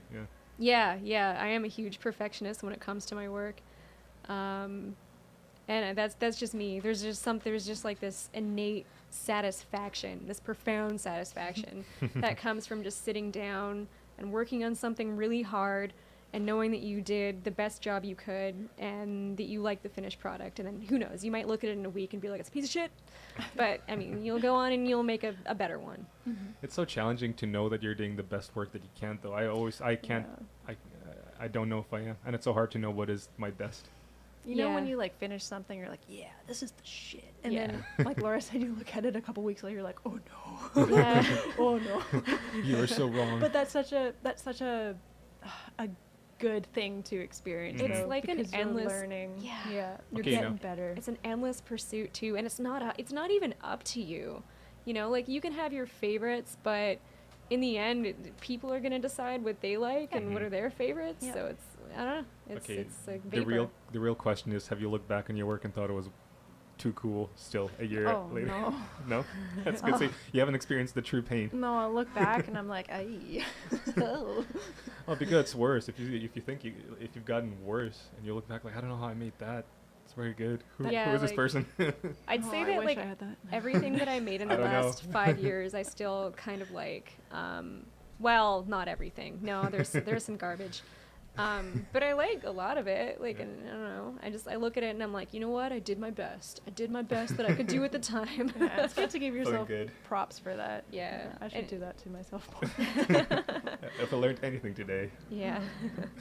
give yourself some props for good art. Yes. You did good, person from the past. Yeah.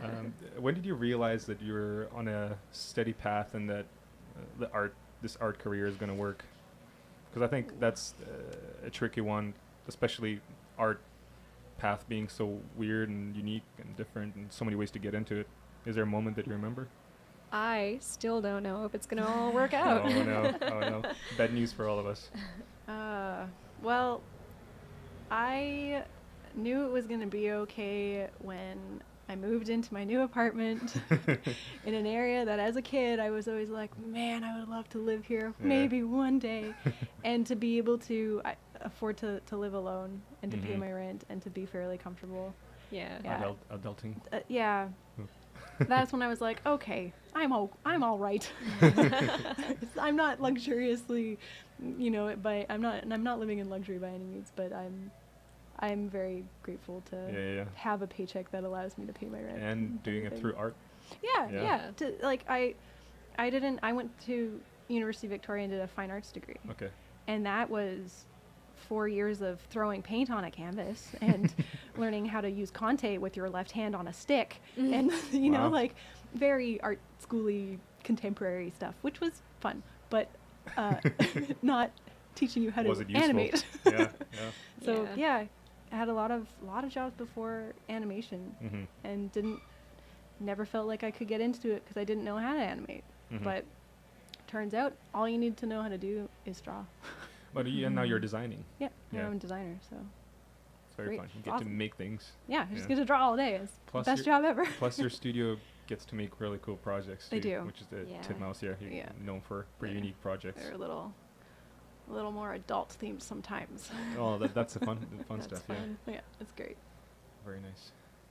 Oh yeah, I mean, I was No, being no. a downer earlier. No, I think things are gonna be basically okay. My husband and I are thinking about getting out of the city in the next couple of years, which makes me nervous. We How want far? to move far enough so that I wouldn't be able to commute in. We be on the island or in the interior somewhere where the houses are affordable and Oh man. we could have like a dog and like another dog to keep it company, Oh, like yeah. a 4-wheel dream. drive. That's the dream. thing. That's what I was gonna say.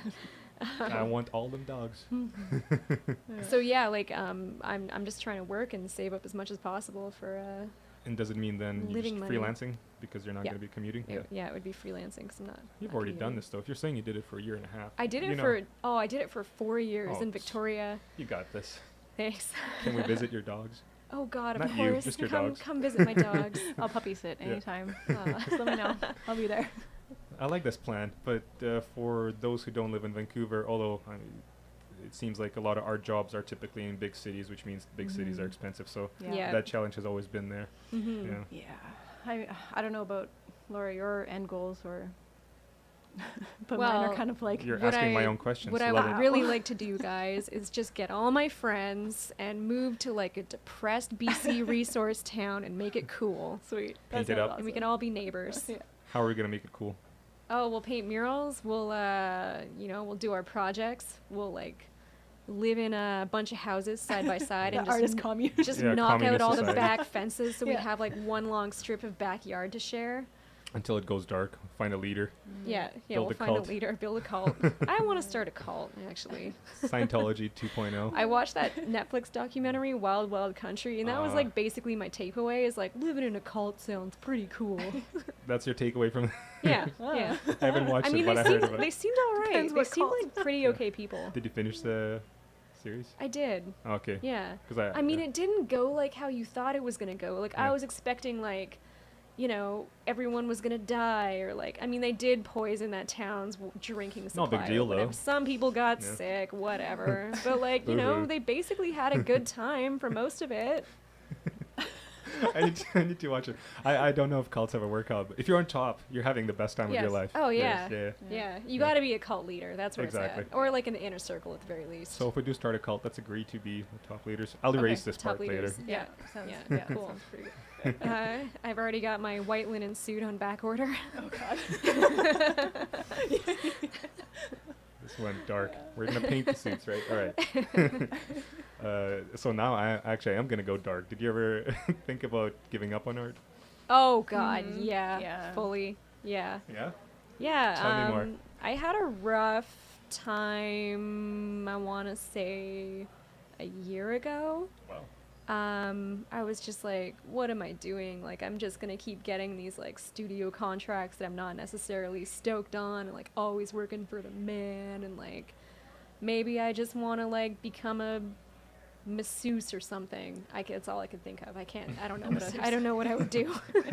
I have hands. Yeah, strong That seems to be the basic requirement. I have strong hands.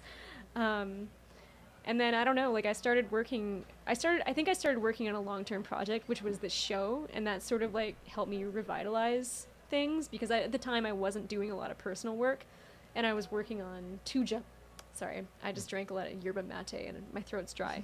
I was working on 2 jobs, and it was just like a lot of stress and not a lot of I didn't have like a pressure release for like making the personal work, which makes a huge difference for me personally. Yeah. Oh, 100%. Yeah. You feel like you're working for someone all the time. Yeah, you're And just then like, you don't what know am who you I- are. What am I Yeah. striving towards? I'm just spinning my wheels. Yeah. Mhm. Yeah. Yeah, that was not quite a year ago for me. I was working at a studio that will go unnamed, Okay. on a project that will go unnamed, and I. But kind it of- rhymes with No, I'm no, please don't. It's too soon. Yeah, too soon. I wasn't gonna. It's a small industry. But I had kind of thought that once I had gotten this job, I had made it. Like Mhm. this was kind of the top that I had aspired to, and I got there, and it was brutal. It made me 100% consider leaving the industry. At work, I was looking at sites online to get my veterinary technician degree. Wow. I was going to go back to school and just quit it and say, you know what, I'll do this on the side, because if this is what I have to do every day Mm-hmm. and it's going to crush me like this, I am not strong enough. Aw. But luckily, I moved to another studio. Yeah. It's Titmouse, and it's great. They're very supportive of, their Yeah. fostering their creative Mm-hmm. kind of mindset, and it's, yeah, everything's turned around, and it's great, and I love it. There's a happy end. I'm very Yeah. glad you Mhm. resurrected yourself. Very Yes. nice. In those moments, that's when it's so important to have good coworkers who get you. Oh, man. Who can you Yeah, like good talk shit with friends. and be like, yeah, this sucks. Well, like, if Yeah. your project's not great, but your team members are, Yeah. like, oh, and then the ultimate, hallelujah is the project's great and your coworkers are great. Yeah. Yeah. And so when you have a project that you're really gelling with your team on, like, Yeah. savor that moment. Yeah. Enjoy it, because they're not all like that. Yeah. It can only be so good. Yeah. Just wait. When I was working on the My Little Pony movie, we had like an awesome crew, and it was a good project. It was like, it was so good. We go climbing together and go on camping trips and stuff. It was fantastic. Mhm. The golden age. Yeah, You're for sure. Trying to recreate that same feeling now. Can you say Oh, where? we're still in touch. Can you say where you're going after? You're saying you got a studio job coming up? Or Oh is yeah, that I'm secret? going back to DHX. Okay. They are great. Their benefits are amazing. Nice. And the project seems really cool too. I can't talk much about it except for it's with Cartoon Saloon, that amazing studio in Oh. Ireland that did Song of the Sea. Oh, I think I know what it is. Whoa. Yeah. Oh, I know we can't Oh, say yeah, anything. no, we can't say though. anything. But NDAs. anyway, it looks really fun, and I'm gonna be doing I'm gonna be background supervisor. Nice. Yeah. Badass. Boss in charge of some things. Gonna tell people what to do. Yeah. That's very cool. And it's gonna be a 2D show. It's gonna be a 2D show. Yeah. Okay, nice. Yep. I'm very excited. I just want to make some art now. I feel like I know we talk about a lot of bad things, but I think I'm ready to make some maybe good paintings. Do my best. All your paintings are great. Aw, thanks. I got my support team right here. All right, let's give out some more advice to everyone else, but mostly me. But okay, to everyone else. As far so leading up to the Art Breakers and doing all the other things as well as full-time job, do you want to share some time management tricks? Because I need a lot of those. the more the better. You know? Time management. God. Go to bed at a decent time. Yeah. I've recently started doing that, and it's amazing what you can do when you have 9 hours of sleep. You feel amazing. Take care of yourself. Go to the gym. Get swole. So Yeah. nice. Yeah, that's all. The time and going to bed early. That's all I got. I don't really have very good time management skills. I'm actually, I don't know how I managed to get half the things that I get done. I watch a lot of Netflix. I check my Twitter constantly. I'm shit at time You're management. getting it all done though. Still, Yeah. that's really impressive. Yeah. I mean, I sort of like, I try and just carve out chunks of time during the day where I'm going to be like super productive, and I put my blinders on and I just do it, and then the rest of the time I'm just like, Twitter, Instagram, Facebook, just do those 3 The websites circle. till I die. A little Yeah. bit. Yeah. Do you think you're gonna quit social media at some point? I would like to get off Facebook at some point. Yeah, Yeah, I'd like to reduce, It's like that's for it's. sure. Yeah, I think it's kind of toxic. Yeah, Like how but some- it's so handy for organizing stuff. Oh yeah. And promoting. And promoting. Yeah. That's my excuse, is that I do art and I gotta Yeah. get it out there. So Yeah. don't use Twitter though, and I think I say it every other show. Haven't figured it out yet. One day. I like Twitter. Yeah, I do too. I Fun. love I'm old. complaining about petty bullshit and having other people be like, yeah, that does suck. Yeah. And like having it just validated. Validates Yeah. your anger. I had this tweet the other day about like my neighbor keeps leaving her gigantic fucking scooter in the middle of our tiny little bike room. I hope you're listening to this, neighbor. Yeah, you suck. And she like left the alarm on it, so like every time I would take my bike out, I'd like smash her scooter by accident, and it would just set up this alarm. Anyway, By accident. I tweeted about it. People sympathized with me, and it felt real good. Love it. That's what I gotta get into. All right. Do you wanna talk about a little bit whether you make long-term plans, 1 5 year, 10, anything like that? I just love hearing ambitious goals. It makes me excited. Oh, really? I mean, I would love to have a big, like, continue Oh, on yeah. with this mountain series and have a show at a gallery in the States, like Gallery Nucleus or Spoke or Rock LaRue. And you already worked with them, right? I've worked with Spoke and Nucleus, yeah. So I need to email them and be like, yo, guys. I just have to pitch them on it and be like, hey, like, this thing can do okay. You're not taking a total chance on me. So I'm hoping this show will be a bit of a proof of concept where I can be like, I sold a lot of prints, I sold some originals, like, give me a bigger thing. That's cool. Yeah. So, I mean, I don't really have a plan beyond just, like, keep making work and have it build on itself and kind of snowball to a point where I can live off print sales and sales of original work and keep getting commissions, which are nice. Very cool. Yeah. Is that the actual Tessa? You go. Oh, I don't really have a plan. No. I mean, Be happy. I Have have a- dogs. right? yeah, Yeah. well, in the next 5 years, I hope I have a dog. Nice. What kind of dog do you I want don't to get? care any kind. Just give me Something one. with a tail and a nose. I don't care. That's what you should do. We do an event. We do an event for SPCA. They just give you a dog. Yeah. Yeah. Yeah, my landlords would never know. No, I think the ultimate goal for me, and I don't know when I would achieve this, but it would be to get good enough, well recognized enough, to be able to freelance a little bit more and move out of Vancouver. As much as I love it here, I can't stay because things are way too expensive. But Yeah. the island is my home, Yeah, that's and right. I'll always want to go back there eventually. Move to Gold River with us. Okay. or maybe even That's where the cult is starting. if I'm like, yeah, right. If I'm really ambitious, maybe try and start something in Victoria because it's so Oh, yeah. close. It has tons of beautiful spaces that are a little bit more affordable than Vancouver, and to maybe bring over an artist collective and start our own thing. I don't know. Maybe that's a 20-year Love it. goal. I have no idea. I believe you. Lofty- I believe lofty that you could goals. do that. A friend of mine told me a quote yesterday. Matt, thanks. I'm going to try to get it right. It's something like people overestimate what they can do in 1 year and underestimate what they can do in 10. So, Yeah. and I thought it was a really interesting one because I imagine my guess is the logic there is that because you only live so many decades, so to reflect back on it and know what can be done in 10 years, feel you don't really know what that is like. Yeah. Well, 1 year can probably be very ambitious, but just saying, maybe 5 years, you can have your own studio right there, and I'll visit your dogs too. Yeah, dog friendly, totally dog friendly. Bring them all. Is there? Well, I guess we even chatted on that. I was going to ask you what's your ideal lifestyle is, but clearly that's Garden, it. a garden Oh with God, dogs. Yeah. Yeah. My own place that I can paint the walls whatever I want and not have to have a garage. I want a garage so I can go in there and I don't know. I make feel stuff. like this city Nice. is so unaffordable. Everybody's goals are so simple. They're just We're like, I silly just want, people, I yeah. just want a piece of, my own. yeah, Something. a chunk of something that's Yeah. mine. Yeah. Yeah, It's I very mean, hard to attain that here. it is. Yeah, I know. For me too, same thing. I just love a house, a little yard, a dog, a 4-wheel drive vehicle. And I would like to go on lots of hikes and just paint mountains and be able to live doing that. Everyone, close your eyes and imagine. Yeah. Very cool. The gallery thing, what you mentioned about sending pieces, sorry, that just kind of got me thinking. Do you think, along with your plans, the gallery work would be a pretty big part of it? Do you expect to be doing more shows? Yeah, I would love to do more shows. This is like my first major solo show since 2011.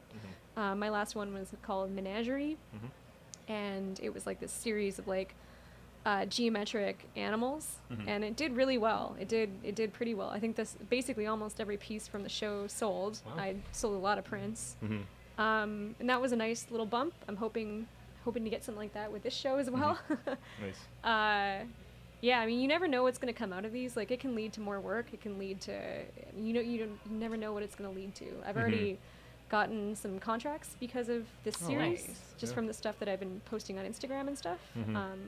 So it's all about, I don't know, creating opportunities for yourself. Very cool. Yeah. Tessa, you think you'll do some? I don't know. Have you done art shows? Not really. Are you going to get No, into it? I don't know. I live in this weird world of visual development and character design that doesn't really lend itself to like finished pieces of art.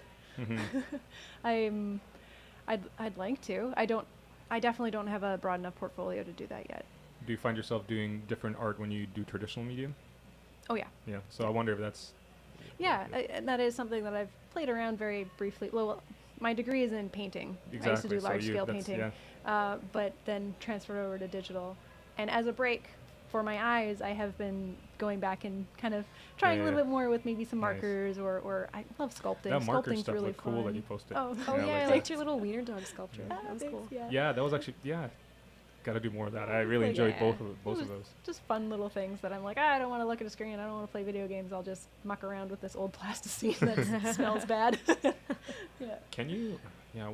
Can you do something to plasticine to make it harden? Well, after I did the little wiener dog, I bought a bunch of Super Sculpey and a bunch of tools, and it's been sitting on my desk The ambition. Oh yeah, we've all done for that. 3 months, Or just some waiting for me dusty to like, super sculpy. Yeah, but you can bake that, and then actually I bought the stuff that you can sand as well. So Oh, cool. yeah, when I have more time after Art Breakers. Yeah. Awesome. All right, let's get through a couple of questions. I think our timer ran you out pretty quickly, but I do want to throw a couple more. What has been the recent cool art experience, movies, books, art shows, or anything like that that you should I don't know, advise or share? I feel like maybe Laura and I are both somewhat hermit-like. Yeah. Yeah, I don't consume a lot of like pop culture beyond Netflix. I'm a monster. I finally got on the bandwagon and started watching that German murder show Dark. It's great. Yeah. Yeah. Very scary. No. No. Okay. I mean spooky. Yeah. Yeah. It looked pretty interesting. What about favorite artist or new art discovery for yourself? Oh, there were a lot of wonderful discoveries that I made on Twitter with the hashtag Visible Women. Yeah. Okay. There was some beautiful, beautiful work, and I ended up following a ton of people. And if anyone wants to find them, they can. I've reblogged them on my Twitter feed. Okay. Yeah. Yeah, Visible Women's awesome Yeah. for finding good new artists for sure. And what is the story what is the story behind the hashtag? Is there? It's basically just like there's another hashtag going around that's hashtag drawing while black, and it's all about like artists who are maybe underrepresented in the industry, just trying to get a little bit of more eyes on their work. Cool. That's You can make your own hashtags too. Yeah. Just, Anyone can make a yeah, hashtag. Everybody's welcome. I was listening to 99% Invisible. They have the one show about how hashtag came to be. Yeah. Very interesting. Oh, Yeah. if I guess this counts as creative. Yeah. I started listening to a wonderful podcast called Bubble. Cool. Ooh. Maximum Fun does it. Yeah. And it is probably the best radio drama I've ever listened to. Like, you know how sometimes they're very cheesy and the acting isn't good and the voice acting's just blah.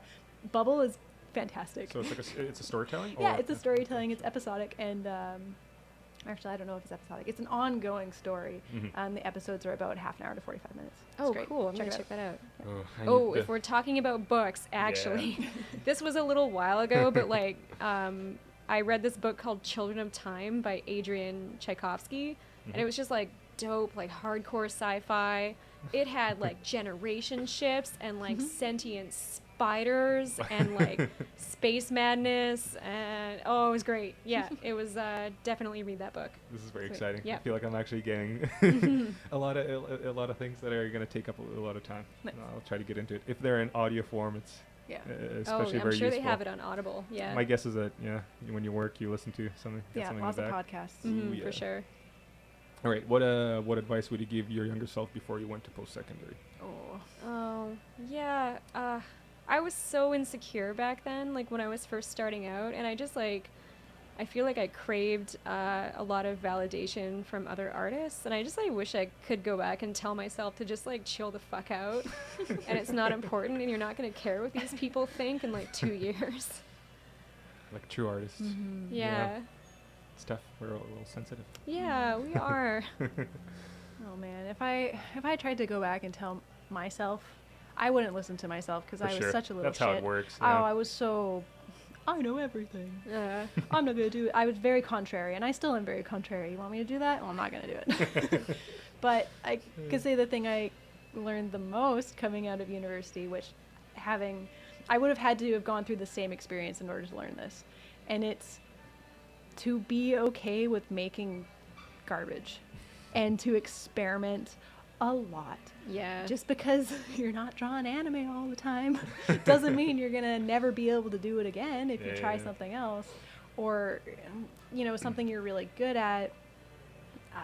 Be okay with experimenting, because when you do that, you find things that you never would have otherwise that are working really well with your style or that you enjoy. And in the end, you're always going to return to what you love. And maybe the things that you thought were really important and you don't return to them, maybe they weren't important. Exactly. Yeah. And so you're more rounded and better for just experimenting and being okay with not making everything perfect and just starting.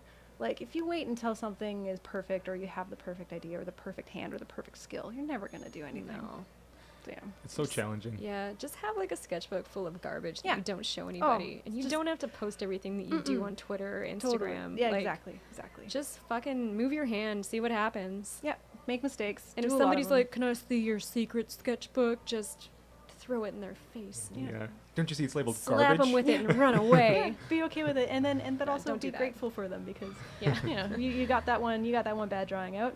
Maybe Yeah. a couple more and you'll do a good one. Yeah. And maybe they're your best ones, and that's it. That's and the then, truth. You yeah, show and it then to a it friend becomes one a day. public sketchbook. Oh shit. Yeah.